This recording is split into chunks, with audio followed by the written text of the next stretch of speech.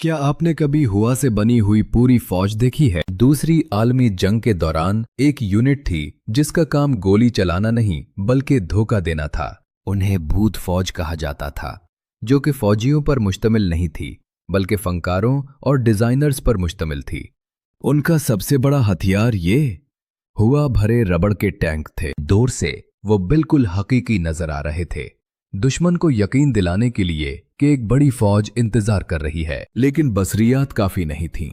उन्होंने चलते हुए टैंकों की आवाजें बुलंद करने के लिए बड़े स्पीकर्स का इस्तेमाल किया। उन्होंने दुश्मन को मुकम्मल तौर पर उलझन में डालने के लिए जाली रेडियो सिग्नल भी भेजे। जब हकीकी फौज कहीं और हमला कर रही थी, दुश्मन उन रबड़ के खिलौनों से लड़ने की तैयारी में मसरूफ था। ये वाहिद यूनिट बगैर किसी हकीकी गोली चलाए हजारों जानें बचाने में कामयाब रहा। ये कहानी 50 साल तक एक राज रही।